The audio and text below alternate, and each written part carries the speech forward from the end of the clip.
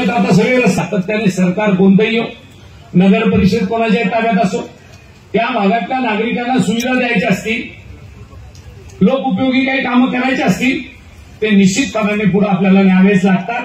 ते नेण्याचं काम कोणत्या पक्षाचा लोकप्रतिनिधी आहे याच्यापेक्षा ते काम कसं लवकरात लवकर होईल ते करण्याचा मानस हा सगळ्या आमदाराचा आणि खासदाराचा असतो. याच्यात काही शंका बाळगण्याचं कारण नाही.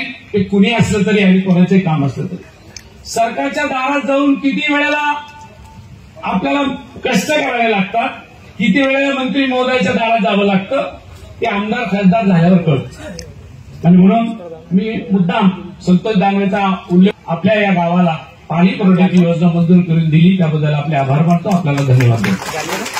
त्यापेक्षा तुम्ही चांगला उल्लेख केला, नगर परिषद कोणाच्या ताब्यात याच्यापेक्षा या सरकारची ती जबाबदारी आहे की आपल्या भोकरदन तालुक्यामध्ये किंवा भोकरदन शहरामध्ये सुद्धा पिण्याच्या पाण्याची योजना आली पाहिजे. पाणी खडकपूर्णामधून शिलोडला गेलं, परंतु रस्त्याने चालता चालता भोकरदन राहून गेलं. माझी आपल्याला विनंती राहील, सरकारला, बावनकुळे साहेबांना विनंती राहील की भोकरदनचा सुद्धा प्रश्न आपण कसा मार्गी लागेल याचा विचार आपण करावा. ही विनंती या कार्यक्रमाच्या निमित्ताने सरकार म्हणून चंद्रशेखर बावनकुळे साहेब आपल्याला करतो. बावनकुळे साहेब, आता जे शिंदे सर आपल्याला भेटले, इथं सोनखेड्याचं आमचं तलाव आहे, साठवण धरण आहे. त्या धरणामध्ये शेतकऱ्यांची जवळजवळ 200 हेक्टर जमीन पाण्याखाली गेली की जिचं संपादनच झालं नव्हतं. आणि ते पाणी आता त्या शेतकऱ्यांच्या जमिनीमध्ये गेलं की ज्यांची जमीन आता नापीक होते. माझी बावनकुळे साहेबांना विनंती आहे, जमीन संपादनाचं काम हे महसूल विभाग करतो. संपादन न केलेल्या जमिनीत पाणी कसं आलं हा प्रश्न तांत्रिकदृष्ट्या महत्वाचा आहे. आणि म्हणून आपण याची चौकशी करावी. त्याच्यामध्ये 2 कामं करता येईल का?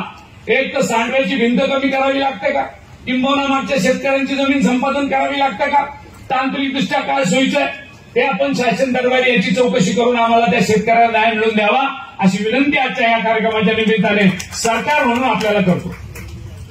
दुसरा आहे, बावनकुळे साहेब, आपल्याकडे माझा प्रश्न आहे तो असा आहे की बावनकुळे साहेब, आमची राजूरला एक तहसील व्हावी अशा पद्धतीचा एक बऱ्याच दिवसाचा जुना प्रस्ताव सरकारकडे प्रलंबित आहे. एक ती तहसील करा किंवा अप्पर तहसील करा अशा पद्धतीचा एक प्रस्ताव राजूरचा महसूल खात्यामध्ये प्रलंबित आहे. तोही आपण आपल्या मनावर घेऊन लवकरात लवकर शासन दरबारी त्याचा पाठपुरावा करावा.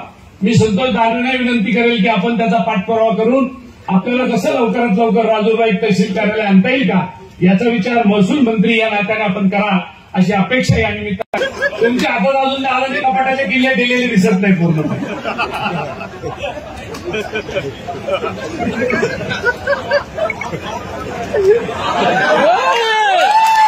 बापाचा आदर होतो त्यावेळेला बातमी मात्र दानवे साहेबांच्या नावाने छापून आली. आता मी म्हणलं याला काय करावं लागतं, मी या दानवे साहेबांना विचारणार आहे याच्यासाठी काय करावं लागतं. दानवे साहेब ही कल्याण काळे आणि संतोष दानवे योजना मंजूर करून आणतात आणि बातमी मात्र तुमच्या नावावर, ही काय भानगड. त्याच्यावर आपण दानवे साहेबांशी चर्चा करून विचार विनिमय निश्चितपणाने करू.